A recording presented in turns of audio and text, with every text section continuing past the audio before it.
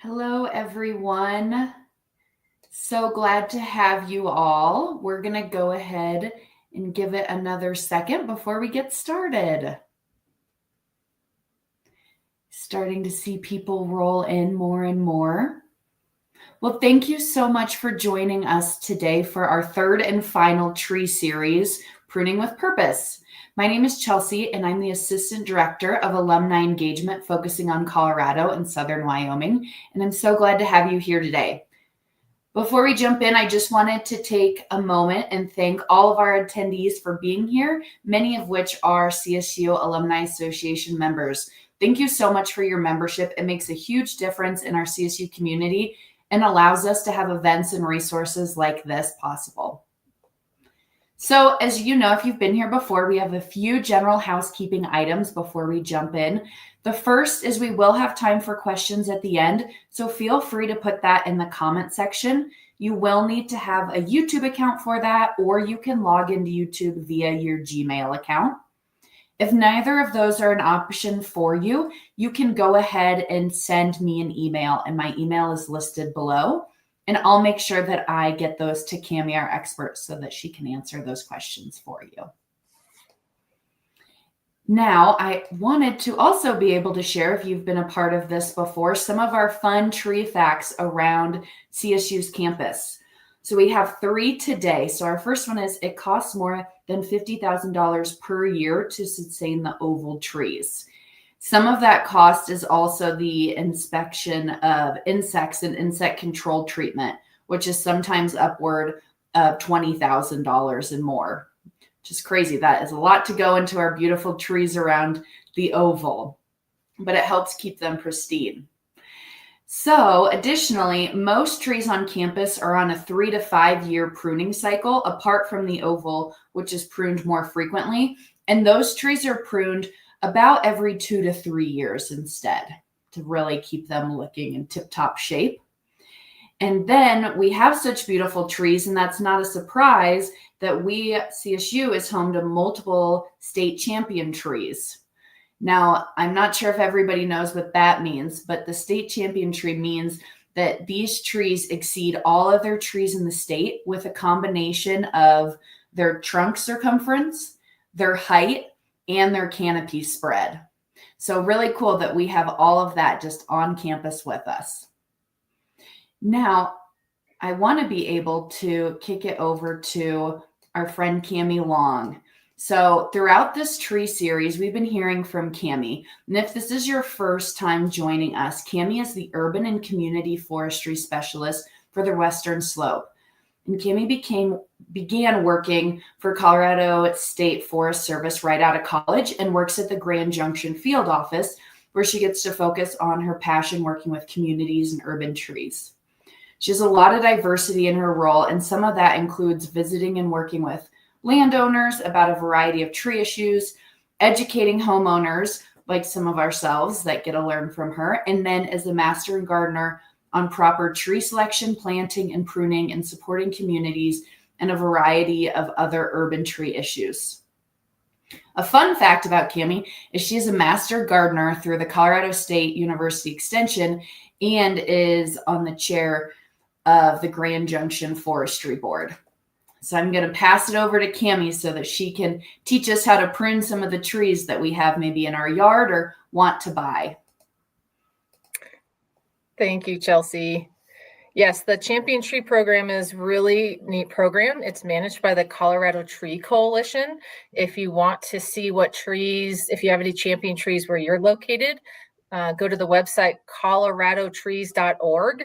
And then under, I believe it's programs, there's a drop down for champion trees, and we have a spreadsheet for just by species and then also by county. So you can look up to see what champion trees are in your county. But nice recap on how they are determined.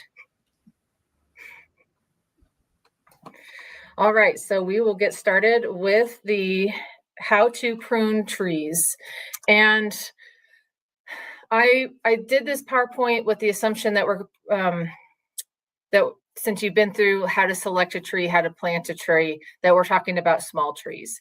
And to be honest, if the work is off the ground, if a chainsaw is needed, or for tree removal, you should really be working with an ISA certified arborist who has insurance. And you can find those people through the International Society of Arboriculture's website, which is www.isa-arbor.com. And on that page, it will say find an arborist somewhere on that page. And that's where you can click to find what certified arborists are near you.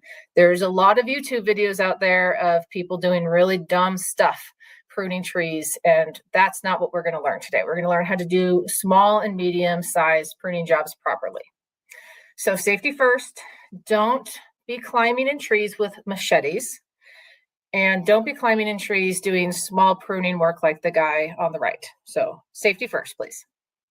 We are not pruning near power lines. Only certified professional people should be pruning within 10 feet of a power line. The power must flow, and you don't want it flowing into you. So nothing around power lines. So pruning topics, we're going to start with the whys. You have to know why you're pruning a tree when you start. So it could be because you're pruning for safety, for clearance over sidewalks or over streets, for activities around those trees. It could be for improving tree structure, like you have a newly established tree in your yard and you want to get good structure so it has good structure going into maturity. It could be to enhance vigor and overall health by removing dead or dying branches or branches that are affected by disease or insects. And pruning can also be for aesthetics, but it should not be done because you have a flower bed under your tree and you want more sunlight to reach the ground. It should be for the benefit of the tree that you're pruning it. If you want a flower bed, move it away from the shade that tree is providing. And it shouldn't be done just because it's spring. There should be an objective for that tree, which we're going to go into. So types of pruning and objectives. The most common pruning is structure. And this is what's going to be used, especially for newly established, not newly planted. Newly planted trees should not be pruned except in specific instances, which I'll talk about in a minute. But this is for trees that have established in the landscape. I'll also show you how to determine that. But structure pruning the goal is to develop a strong structure as the tree matures. You are selecting primarily to help develop the form of the tree. And if you don't help this tree establish good form when it's young, then if left alone, the problem is going to get worse. So in this case, this is a coffee tree with a branch that's crossing over. Thinking about that growing into maturity, you obviously wouldn't want a crossing branch like that growing any larger. This is an example of another young tree. It has 2 leaders. This is a juniper, and we have 2 leaders here, so we removed one of those. Sometimes structure pruning can be really simple. We've got multiple leaders and stems on this tree that's in a right-of-way along a street and a sidewalk, and that's not good structure moving into the future. This is looks like a maple, and so we don't want a multi-stem maple next to the road getting larger. So there's 6 main strategies for good tree structure. We want to develop or maintain a dominant or a single leader, especially for shade trees, less important for ornamental or smaller trees. You want to identify the lowest branch in the permanent canopy. We're going to prevent branches from below that point from getting too large from below that point of your lowest branch. We want to space branches along that trunk nicely so that as they get larger, they're not growing into each other or growing into each other's space. We want to keep all side branches less than half the size of the trunk because then they become competing or codominant. And we want to suppress growth on branches with included bark. So I'm going to talk about these things. So here we have a picture of 2 trees that are planted in a parking lot. You can see that the tree on the right has a single stem and it has good side branches going off in all 4 cardinal directions, while the tree on the left has a codominant or 2 stems and included bark. And that's where bark is growing against bark. which is a poor structure and easy for it to break and tear. You can also see branches are kind of clumped together on that stem, and there's just a higher chance of storm or weather damage breaking that tree and it not reaching maturity in its full potential. So with structure pruning, we're addressing included bark, unbalanced growth patterns, reducing the size of large branches by taking out their vigor. And you want to establish the central leader, the side or the scaffold or permanent branches, and you want to determine where your temporary branches are. So these are just some photos where you can see that we have a lot of branches growing out in the same space. So we would want to reduce some of that over branching in there by either removal or reduction pruning. And in this case, we have an unbalanced canopy. So we're going to start fixing some of the weight on this side to encourage more branch growth on the right side. And in this case, we have a lot of really low branches, but this is an arboretum in Grand Junction. And so nothing is being mowed under this tree. So maybe it's okay to have low branches on this tree. And that's where the conversation and determination of your lowest branches comes into play, is what activity is going on underneath that tree. Is it okay if it has low branches, or does it need to be lifted? So establishing a codominant or a leader, you don't want a codominant leader, is really important, especially in shade trees, because those are the trees that get large. This is a honey locust at my office. It had 3 leaders. And so I decided the way you choose a leader is straighter, stronger. So which one had the most energy or vigor, and which one was growing the most upright, and had both. So 3 was technically the central one, but it had the least amount of energy or vigor, and 2 was growing out to the side. So I just decided to make 1 cut and just keep number 2. And so what that looks like that same year is this. So here's that side leader here. And then here's it the next year in the winter. And now that tree is continuing to grow with this as its central leader. And I'm reducing some of these side branches and lifting it because it's next to the sidewalk. So 1 leader is really important as structural pruning on younger trees. Included bark, like I said, is bark against bark. And so here we had 2 branches growing really close to each other. They're technically attached down here, and you have bark against bark here. And so that's not a strong attachment. So you can see that in this case, it's already starting to fail. And so that's where you would want to come in and remove one of these stems because of this poor attachment. This would be a lot of weight up here and a small attachment at the base. So in this case, you don't ever want to remove the portion that the included bark is, because if you prune down here, you're going to be tearing bark that's kind of attached, but not attached in here. And so this pruning cut would be made up here. And in this case, we have a branch on top of another branch. So this is all included bark here. So again, a lot of weight up top with a small attachment size right here. So here you would prune out this branch on top right here, and then this would allow this branch to continue to grow uninhibited. So included bark is a really common thing in trees, and something that should be observed and reduced or removed if possible. Oh, I put the lines on there. There you go. So establishing the permanent branches is really an interesting concept to wrap your mind around. So this is my mentor and coworker, Vince, back in 2001. This is in Grand Junction, a street tree, and everything from his loppers down is temporary. Those branches will not be there when the tree is mature. So when you think about that new tree that you planted in your yard, if it's a shade tree, most likely all the branches that you see are temporary. You will be removing them as that tree matures. And the main point of those branches is to provide food so the tree gets larger. And we don't want them to get too large, because then the wounds, that the cuts, when you make those pruning cuts, the wounds will be large. And so we want to remove branches that we know need to go on an appropriate schedule. So this line here, everything below that line will be removed that year. The next year, as this tree continues to grow up in height, we'll lift it a little bit more until it's above 8 feet as it matures. So what that looks like, here's 2020. Vince is still pointing to that same point on that tree. So you can see that 90% of those branches that were on the original tree are now gone.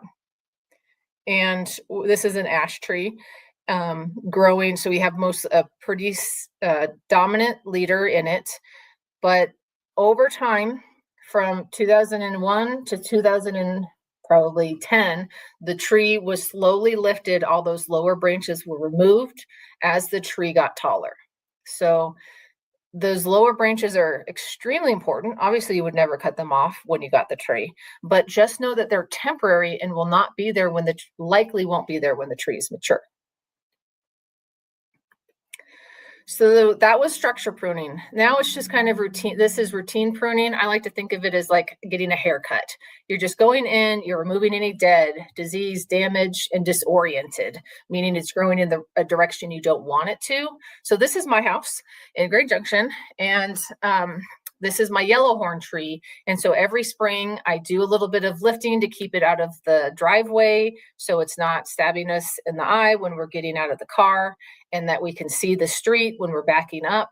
But the tree's in really good condition. It's a multi-stem shrub tree, this yellowhorn. It's got the most amazing flowers, but it's got an interesting shape. That's just how it grew, and I couldn't get it into a single form tree, no matter what I wanted it to do. And that's sometimes you just have to accept that fact, is that the tree is going to grow how it's going to grow. You can do your best. I have a tree that you're going to see soon over here. That's an oak tree that I'm doing my best to keep a single leader in it, but it really wants to grow more as a candelabra all at once. So I'm working on that. But routine pruning is you're just doing some normal periodic pruning. You're maintaining those scaffold branches. You're eliminating some small conflicts. You're removing any dead wood, small trunk sprouts, stuff that you just are keeping it clean. There's no serious issues happening. So this is just that haircut. And that will happen. This type of pruning happens after you've really got that structural pruning in place, and the tree is getting into that middle age where it just needs some touch up, but it doesn't need serious structural pruning to make sure you keep that single leader and or lifting the tree up. So routine is the easy one to do. So in this case, so here's just some pictures. So here is an example where someone left a stub on this oak tree. So we would remove the stub. We have suckers growing from the root system, so we would remove the suckers. We have broken branches, you would remove those. You've got crossing branches that are still small, and these are, like I said, crossing can be a structural thing, but it's also like, oh shoot, that happened this year, let's get that fixed when we're doing our pruning in the spring. Removing stubs, again, this is what can happen when you leave a stub, is that these sleeping or adventitious buds underneath the bark will get activated because this branch has been removed and all that food source, the leaves had been removed. And so it will put out these suckers or these water sprouts. And that's why you would just come through and remove the stub and get rid of the water sprouts. So suckers are, again, from that root system. And we talked about trees that have been grafted. And so in these cases, these water or suckers are from the graft root system. So they are not true to the tree that's been grafted on the top. And so the best is to remove from the point of origin. You don't want to stub them at ground level. You want to dig down, find their point of origin, and remove them there, which is a lot more work and a super pain in the butt. But that's what it looks like when you don't. This is also extra. I don't recommend doing this either. And that's weed whacker damage. I guess maybe they were using a weed whacker to try to whack the suckers off. If you're going to throw away money, there's probably better ways to do it than girdling trees. Water sprouts so these are all things that you're doing as routine pruning. So water sprouts are growing straight up from within the tree. Sometimes that happens when a tree was over pruned and is like, I lost all those leaves.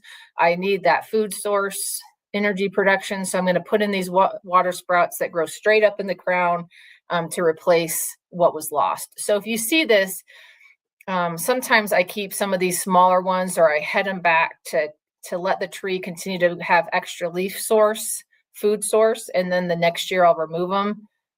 This can also happen like if a branch has been broken in a windstorm, and then the tree is producing these suckers, water sprouts, to replace what was broken in the storm. And so you need to consider, is the tree truly need these for food production, or can I remove them before they get especially before they get too large and cause bigger pruning issues? Or do I need to keep some of them to help with replacement of leaf surface area so that tree can recover? So in this case on the left, this is a pear tree. And so you can see there's a bunch of individual stems in here. And instead of making one big cut right here, I made two small cuts. The biggest thing when it comes to pruning is you want to make the smallest surface area cut possible. So if I cut both of these off at the same time, I would have left a much larger wound that the tree had to close. Instead, I made two small wounds that the tree could more easily close over and grow over. So directional growing, directed growing is where you're using branch reduction to move a tree branch to start growing away from an object. It also can help put energy by reducing limbs into the leader. And so this is this oak tree that I was telling you about that I'm having issues with trying to get a leader in. And so in this case, this is competing with my leader, so I removed it. And so that's directional pruning. So I'm directing the energy of this branch into a side branch. So here's this is, I think, maybe this year, and you can see that I'm still having these side branches just competing with my leader. And so I came through and I took out some of these side branches that were competing and reduced the overall height competition in here, trying to get, this is not a great view because this is actually the taller part on the tree. You just can't tell from this angle, but I'm just trying to reduction prune the energy out of these side branches so it will put energy into my leader. The biggest part of branch reduction is making sure that as you're pruning, that you're going back to a branch that's large enough to assume dominance. So you don't want to reduce a branch back from a building or a stop sign or over the street and reduce back to something that's too small that when you make that cut, the branch dies altogether because there's not enough energy in that branch to take lead. And so when you're reducing, you want the side branch here that you're cutting it back to be 1/3 or 1/2 the diameter of the removed portion. So you can see this is the removed portion. This is what's left, and it's 1/3 to 1/2 the size of what was removed. So don't prune back to something really small from a larger branch. So branch reduction is a technique we use to help choose where we want branches to go or grow away from, especially buildings and sidewalks. So you also want to establish a leader, and sometimes this is I think this was a pear tree in the Botanic Gardens here at the in Grand Junction at the Extension office. And let's see, I'm trying to play this video.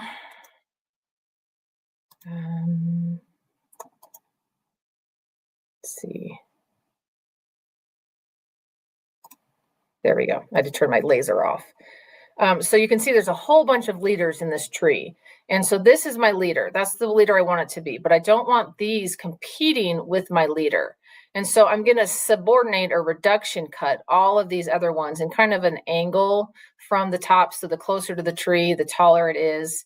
And we're angling down. So the biggest thing is looking at where the buds are on the tree. And that's what I'm pointing to, is where the buds are. And you want to cut back to a bud that's facing out so that your new growth is growing away from the center and not growing into the center, creating shade and conflicts. So you want to grow out.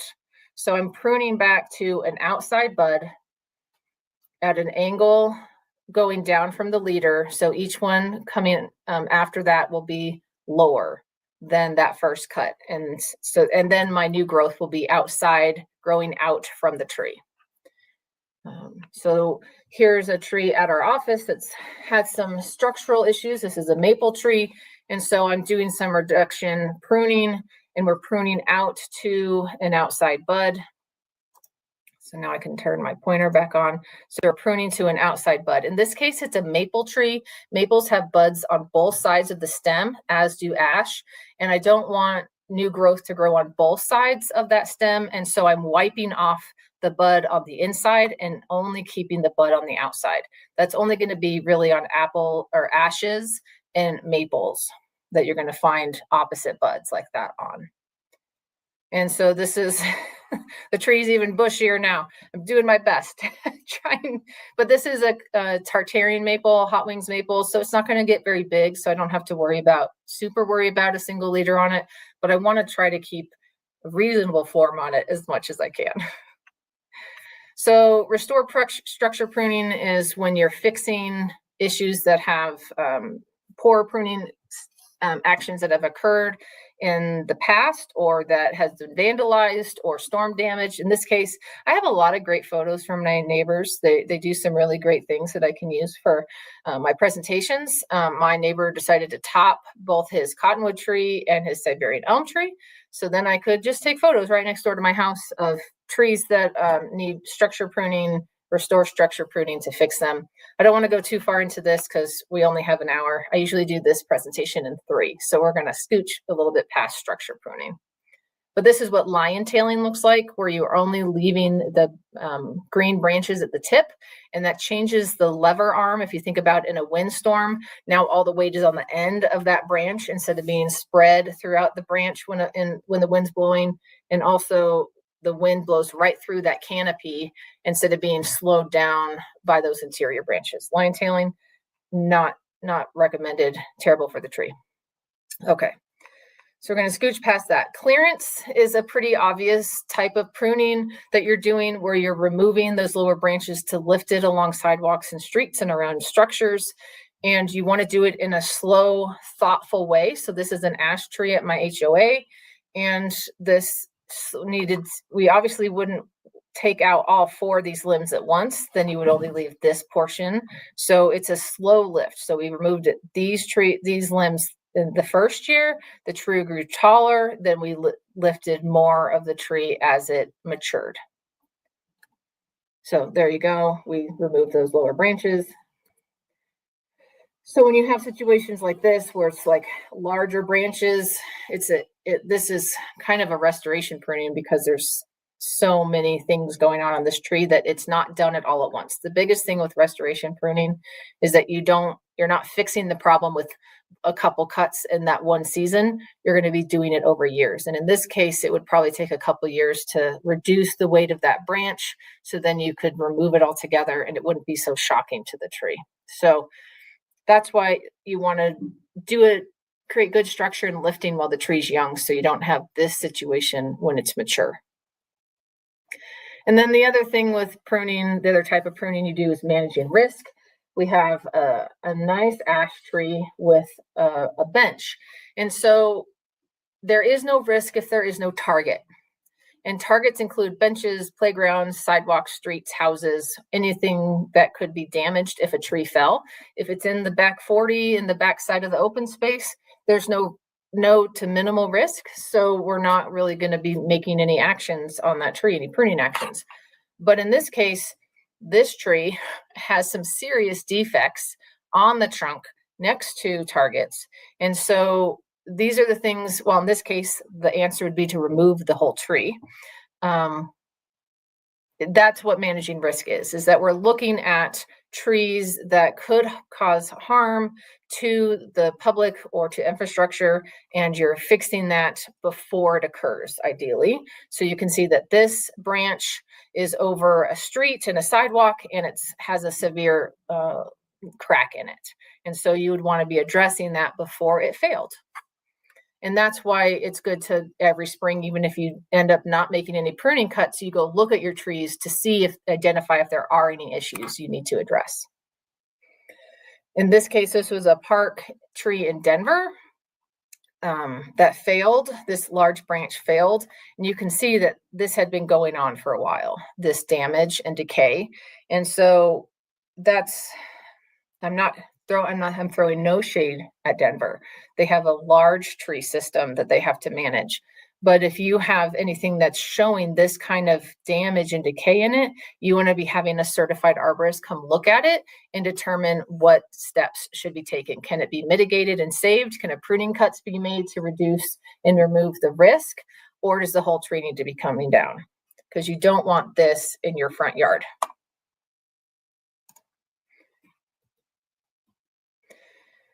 Also, you're removing the main things you're looking for when you're managing risk is broken or detached or hanging branches, cracked branches, dead branches, anything that has decay and like there's bird cavities in there is excessively long, because that's more prone to failure in a wind or a weather storm, or has disease in it. So in this case, here's a branch with a bird cavity in it. So if you're seeing these kind of things in any of your large trees, this is where the ISA certified arborist people come into play. You want, again, go to isa-arbor.com and look for the Find an Arborist and bring in a certified arborist who has insurance.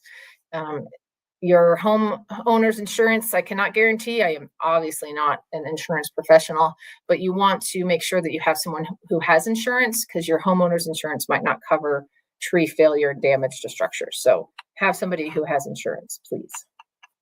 So you might be wondering, well, which trees have central leaders and which trees don't? Well, this is a pretty, like a Colorado focused list of trees that should have a central or dominant leader. So cottonwoods, green, any ash, honey locust, as much as you can. They're tricky. Lindens, oaks, pears, pines, silver maples, spruces. Oh, I have ash on here twice. We really don't want you planting ash trees anymore because of the emerald ash borer, which is a deadly tree killer insect. And you can treat your trees for emerald ash borer, but then it costs a lot of money. So just don't plant ash right now. Lots of other great species, which you can learn about what to plant in our part 1 of this series. Trees without center leaders that you would pull your hair out trying to create a central leader in: globe willows in general, really, hawthorns, mulberries, specifically the sunburst honey locust, but we don't recommend those for Western Colorado anyway. They get a lot of chlorosis and yellow leaves. And then obviously anything that's a cascading or weeping form, you're not going to get a central leader on those. So that's the types of pruning. I had to go through that pretty fast, but just know there's different types. But let's talk about how to do it correctly. So you want to have good pruning tools. There's lots of different saws out there and hand pruners. You got your pole saws and your pole pruners. I have lots of these. They make me very happy, but you have to find the one that fits best. And so like with hand saws, you've got ones that are curved, you've got ones that are straight, you've got ones that are folding, you got ones that stay open all the time, you got small ones, you got big ones. The biggest thing that I have found is you want to find one that fits your hand well. You're going to see a video of me pruning, doing the 3-step process, removing a branch, and I constantly move my grip because it doesn't fit my hand well. It's too big. So after that, I got another saw that fit my hand better. And so that's my biggest recommendation, is finding a hand saw that fits your grip. Having a pole saw and pole pruners can be really helpful if you have mature trees or maturing trees that you can get stuff from the ground. Do not climb ladders and put yourself at risk for breaking things or cutting important parts of your body off. I don't recommend the 2-in-1 where it's the saw and the pole pruner in one. The extension office here has one of those, and the saw is just kind of wimpy. It's too bendy. So I have my personal one is I have a separate saw and a separate pole pruner, and they work great. The thing with hand pruners, which you have to make sure you have a really good one, is there's two different types of hand pruners. One is a bypass, kind of like scissors, and another one is called anvil. And so the anvil one has a flat surface and a cutting blade comes down onto a flat surface, and it's more of a crushing action instead of a crushing action instead of more like a cutting action, which is what the bypass does. When I first got into pruning, I had no idea there was two different kinds. I actually bought anvil because I didn't know the difference, but you don't want to use anvil. They can be used for roses, for removing deadwood, but just get bypass pruners, way better. Again, like Felco has a bunch of different kinds. They even have left-handed hand pruners for folks, so they're super inclusive. But find one, again, that fits your hand. Don't assume that it's uncomfortable and you have to keep changing your grip. Find one that fits your hand. So now we'll talk about the parts of a branch. The branch is attached to the trunk of the tree over years of growth, where layers of growth are being added to both the branch and the trunk and that attachment point year after year, overlapping branch and trunk tissue. And that makes a strong connection versus trees that have the included bark. They're not getting that good branch connection growth every year. And then any of those sprouts, they're growing super fast. They're not getting those years and years of overlapping tissue to make a strong connection. So the branch collar has specialized cells in it that help the tree close the wound. And you've heard me use that word a few times today, close, and I don't use the word heal. I use the word grow over, because trees don't heal wounds, they grow over them. So if you've ever cut down a tree and you've looked on the inside of those stumps, you'll see old branch scars inside the trunk because they don't heal them, they just grow over and close that wound or that branch scar with wound wood or new wood. So it's important to help the tree be able to close the wounds as quickly as possible by keeping the specialized cells that live in the branch collar intact. This is what we call a flush cut if you came just straight in line with the trunk. So if you did a flush cut on this tree, you would be removing these specialized cells that the tree needs. You would also be making the largest wound possible. And remember, I said the most important thing about pruning is to make the smallest wound possible so the tree can close that wound as quickly as possible. So in this case, you want to cut outside the branch collar, which is going to be out here. You feel like you're leaving a stub. This is a honey locust, and each tree is going to have a different look to those branches and branch collars. So it's not a one size fits all. Sometimes you can't even really see the branch collar, but you know, because you've listened to this presentation, you know that the branch collar exists, even if there's not this really nice swell to it. So knowing that the branch collar exists, even if you can't see it, you never want to cut in line with that trunk. You want to step out and make sure you're making the smallest cut possible. So the other thing that you want to look for when you're pruning is the branch bark ridge. So in this case, that's where the bark is being pressed up while that branch and the trunk are growing. So you have the branch growing, the trunk growing, and it's pushing up this bark in between the branches. And so if you can see this branch bark ridge, one, it tells you that it's not included bark because there's no included bark there's no branch bark ridge when it's included bark, because its bark is growing against bark and you don't have that strong attachment. And so when you're coming to make your cut, you want to make sure you're never cutting the branch bark ridge. So in this case, this pruning cut on this branch would be made out here. And in this is dead. That's why it's discolored. That's why it's a darker purple, because it's dead. And you can really see where the tree has created a defense zone with its specialized cells to prevent decay from moving into the trunk. And you can see that it's outside of that swell of that branch. So you honor the branch bark ridge and you honor the branch bark collar when you're making your pruning cuts. And so in this case, this is a maple tree. It's got opposite branching, and we have this is kind of a narrower branch attachment, but you can see the branch bark ridge being pushed up, so you know that it's not included bark.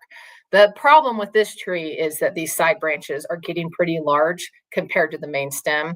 And so if this was a tree in your yard, you want to be reducing some of the energy in these branches by removing some branches up in the canopy to take out some of the energy in those branches.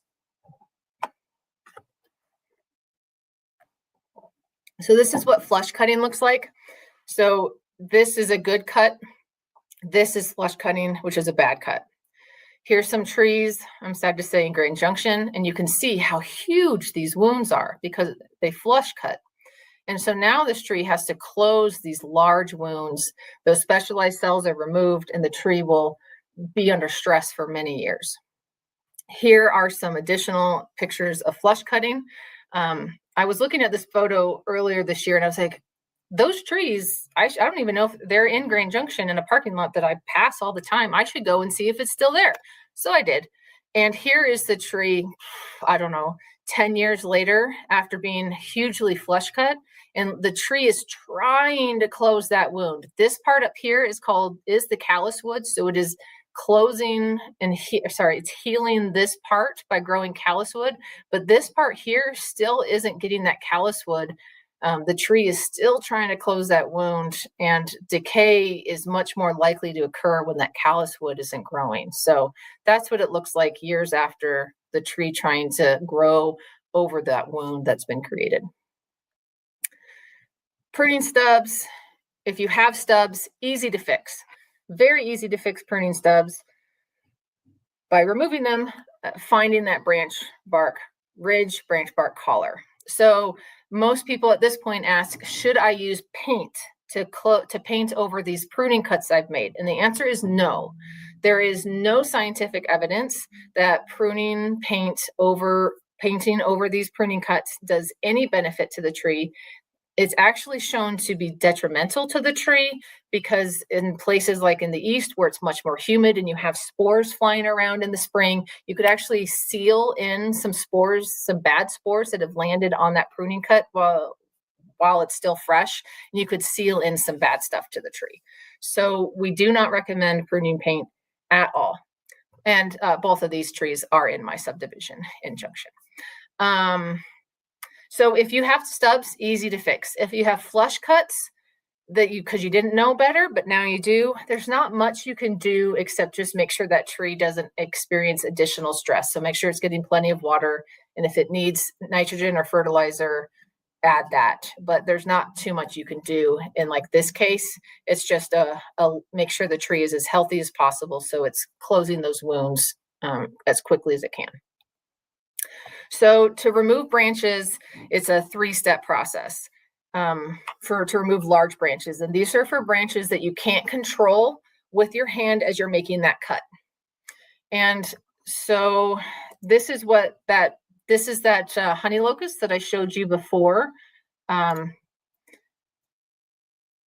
we're removing the branch. And so this is that saw that's too big for my hands. So you can see me adjusting it. But the biggest part, the 3-step process, is you do an undercut about halfway through and you step out beyond that undercut by about 1 inch. And now I'm coming straight down. And as I'm coming down, the tree will crack and meet that undercut and prevent the branch from tearing with the weight of that branch into the trunk. So I've stopped any momentum from the bark tearing into the trunk and making a larger wound. So I've made that undercut about halfway through, the overcut all the way through, and now I have a stub. So guess what the third part of the 3-step process is? Yes, removing the stub. So again, this looks like we're leaving a big stub, but I showed you where that branch collar was on this honey locust. And so we're out there. So this is Vince making that pruning cut. His hands are bigger. And so you can see that he's not readjusting his grip on that saw like I was. So I have smaller saws for my hands now. So there you go. That is the 3-step process. I'm sorry, I'm kind of moving through this pretty fast. I just looked at what time it was. So the biggest part with the 3-step process is the undercut, that's about halfway, a third, I say a half, less than a half of the branch. Then you step out about an inch in front of your first cut all the way through, and it'll cut into your, it'll drop into your second cut. The whole branch will drop. Then you do the final cut of removing that stub. So I went back 10 years later to look at the honey locust. It is still there in Fruta. And this is the tree really nicely closing that wound. The more circular donut shaped it is, the better, the proof is, the better closure. If it's more oval shaped, then the tree is struggling to consistently make that growth around that wound. So circular donut shaped holes of callus wood are the best indicators that the pruning cut was made well.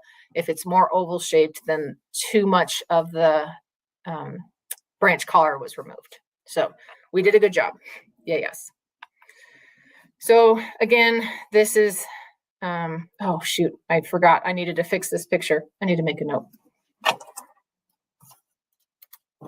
Fix maple. Somehow this photo got flipped. So this is my undercut and this is my overcut. So we're going to skip past this. So ignore that photo right now. I'm so sorry. This is your undercut. This is your overcut, and the branch comes off. Then you take that stub off. Under, over, off. And that's what you do for large branches that you cannot control with your hand. This is what can happen if you don't follow the 3-step process. What should have been a fairly small wound from just where the branch was removed is now this huge wound on this tree that is now going to have to slowly heal and close over this very large wound because the weight of the branch tore the bark off. If you made that undercut, you stop the branch from being able to tear into the trunk. This is topping, but they also didn't remove the branches that they were topping properly. And so they also did some significant tearing. Topping, terrible thing to do, highly illegal in a lot of places, creates so many issues. If there's an issue with the height of the tree should just be removed and start over with something smaller. But not following the 3-step process creates large wounds. Callus wood, like I was saying, more circular means that you did a good job and it's closing well. Something more ovular means that the tree is struggling to close that wound in a consistent basis all the way around the tree because the branch collar cells were removed. So again, we don't top trees. It creates terrible connections. These are sprouts coming off that topped portion and decay moving into the stem. All of the suckers that are growing off there are poor attachments and will fail as the tree matures. So don't do that. Best time of year, the next most common question, and the best time to prune trees is during dormancy. And so that looks like late winter to early spring. You can prune in late fall and early winter, but it can stimulate growth. And when the tree should be shutting down, and if you prune in the early winter, you're creating these wounds on the tree, right? But the tree won't be able to start closing those until it starts growing again in the spring. So now you've left wounds that are exposed to the winter cold all winter until the tree starts growing in the spring.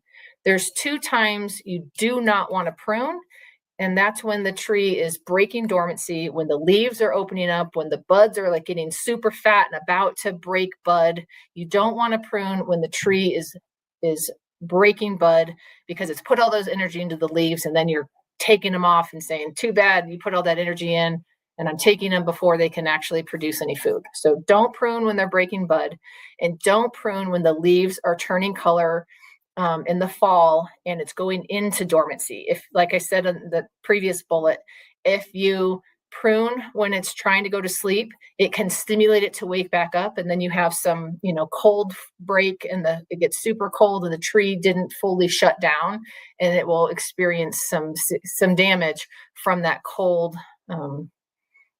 weather and in those branches that weren't shut down for the winter. So don't prune when it's breaking bud, and don't prune when it's going to sleep. If you're looking at conifer trees, they obviously aren't going to be changing color for the fall. So just look around you. And if the trees around you are starting to shut down for the winter and the fall, then don't prune your conifer trees then either.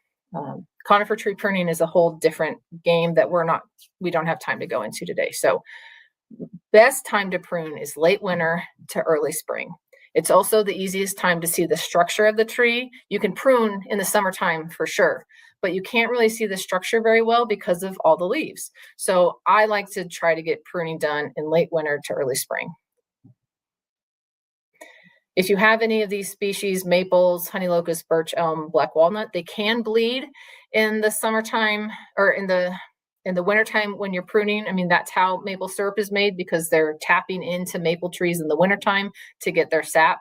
It doesn't harm the tree.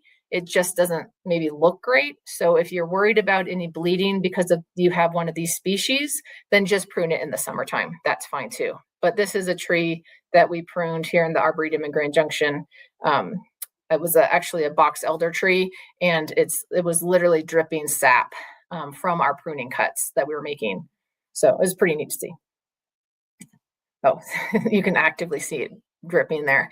And if you want to know what it tastes like on a box elder tree, it tasted green, just fresh nature, tasted like nature. Fire blight, if you have any apples, crab apples, pears, mountain ash, hawthorns, they are susceptible to a disease called fire blight, and they can be spread by pruning tools. So the most important thing is, if you prune a tree that you think might have fire blight, one, find the fact sheet on fire blight, because it's a complex disease that I cannot cover in the amount of time needed. But you can reduce the potential of spread of the disease by spraying and disinfecting your tool between cuts and definitely between trees. So if you have any of these trees that you're pruning, go look up that fire blight fact sheet. And I am pushing time here. So pruning newly planted trees. So the trees that you just got from the nursery, as you're putting them in the ground, if you have a tree like this one on the left, where you have 2 leaders, you're going to want to tip that tree over and remove one of those leaders. You do not want to plant a tree with 2 leaders and then wait for it to get established. You don't want that to continue to grow. So you got 2 leaders, remove one before you even do anything related to planting. Get rid of that kind of situation. You want to wait. So now you've planted your tree. You're like, when can I start pruning it? You want to wait until you see 6 to 10 inches of new growth before you start pruning. And so that's finding the previous year's growth and seeing how much growth is there. So there was a bud scar here where last year's growth finished. This is what it pushed out this year. This is my yellowhorn at my house. This is a hawthorn that was grown on the side of the road. This, you can see that it's like super green, super fresh, not woody at all. And that's how I can tell it was this year's growth. And I could see that this part was woody, and my finger span is about 6 inches. So on this hawthorn tree, it's ready to start pruning. If it's smaller than that, the tree is not established yet, and the root systems are still growing. And so you don't want to do much pruning. You're only fixing major issues. But if you have a tree that has that growth, then you can start pruning. The question is always how much, and it really depends on how much vigor that tree has and whether or not it is growing. If it's like just pushing out new growth and it's super happy and established, you can prune a little bit more. If it's struggling, you want to address only the major issues. So you never want to, over prune a tree, because the tree is going to try to put back those branches that you took because it needs the leaves. But you want to address issues. If the tree is doing really well, then you want to address as many issues as you can. If it's not doing well, only fix the major issues. So that lowest permanent branches depends on its location and intended function of the tree. If it's in your yard and you don't mow, then you can leave some of those low branches. If you're mowing and you don't want to have to duck each time, then you can lift those branches. It really depends on the location and function. So in these trees, you can see that really everything down here is temporary. Everything down here is temporary. This is a cottonwood tree. Probably everything except the leader is temporary on this guy.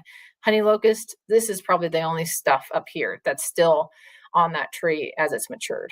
So figure out where your temporary branches are and then start lifting over time. Small and appropriate cuts. This is why you don't want branches to get too large, because you want to make the smallest cut possible. If you know branches need to be removed when they're small, then this is 2001. 1 year later, almost completely closed over. And 2 years later, you wouldn't even know pruning what happened on that stem because they were small. We knew we needed to lift this tree because it was on a street. We removed them while they were small so the tree could close over those wounds quickly. Scaffold development is those permanent branches. So you want them spaced nicely around the tree in all four cardinal directions. You want them about, depending on the size of the mature tree, 12 to 18 inches apart. So you can see on this one, we've got some nice spacing between those permanent branches. That one's just a mess. Parking lot trees, never a good place to be. Okay, I am going to check to see if we have any questions, because I am pushing our time here. How are we doing on I'm getting close to being done, I think, but I see that we're getting close on time. So you can over prune a tree, and if you do that, you'll know, because the tree will put a lot of those suckers back into the tree to replace what was taken, and then you have to decide how much to remove of those suckers each year so that the tree can reestablish. You want to make sure it has a good structure with those suckers that are put into the crown. You might need to remove some or all, and you just want to make sure you're not stressing the tree by over pruning it. I saw that was a question. So this is a side branch slide where we have branches that the side branch is too large, so you can reduction prune in either one of those places depending on how well the tree is growing. Oh, good. So I am close to the end. So these are some of the websites that I like. Ed Gilman is kind of the guru of tree pruning. He's done a lot of research. He is retired from Florida, but there's a website there that you can search. The Oregon State University has a really nice search engine for landscape plants. Utah State has a nice tree browser, and the Colorado Tree Coalition, I mentioned, manages our champion trees. They're currently updating their tree selection information page. So I made it to the end. That's not too bad, considering how much information I had to share. All right, what questions did we get? Thanks, Kamie. Yeah, you answered one about pruning, and then we just had another one come through on what should I prioritize when I know my tree needs pruning? So prioritizing is stuff that if it gets larger will create more issues as it gets larger. So anything that's with that included bark, codominant leaders, significant rubbing and crossing. You want to remove anything that that is just going to get worse with time. Like if, the codominant leaders and the included bark are really the most critical things when it comes to pruning trees. And it was really hard to pare this down to an hour. So I'm sorry that I didn't touch on all the points that I would have liked to. No, this has been great. And then the last one, you talked about timing of the best time to prune a tree. Do you also wait to prune if part of the tree is dead as it's springtime and leaves are starting to show up, and then you realize that part of it is dead? Would you still wait the following spring to cut those as well, or? So that's a great question. Dead wood can be removed any time of the year. You don't need to wait for anything to remove dead wood. So if you see that a branch on your tree has died, you can remove that regardless of what time of year it is. And that is the hard part of pruning in the spring, is that you might not necessarily know what's live and dead. You want to look for if those buds are starting to fatten up or swelling, or if you kind of rub your thumb on them, if they just slough right off, then you know that it's dead. And obviously if it cracks when you bend it, it's dead. But there is no seasonal worry about removing dead wood. The biggest part is to try you still have to make those proper pruning cuts where you want to make that wound as small as possible. And if it's on a branch that's connected to like the trunk, you want to do your best to not cut into live wood. You want to just remove the dead part. And the tree is, like you saw in that one photo, that the tree had kind of made that delineation of live and dead tissue on that branch.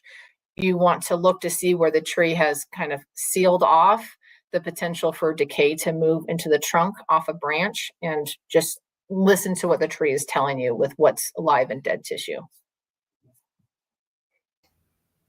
Awesome. That's great to know. Thank you so much, Kamie. As always, you make it hard to want to go back to work after these lunch and learns and not go investigate all of the trees outside and take care of them. But thank you so much for this. This has been a really great 3-part tree series. Again, for those that are attending, you can find all 3 of the series that Kamie led us through on CSU Alumni Association's YouTube channels. So watch those, go back and refer to those. And you can always reach out to myself to get Kamie's information as well for questions. So thank you so much, Kamie. This has been wonderful. I'm looking forward to what we produce next year. Absolutely. Thank you. Thanks.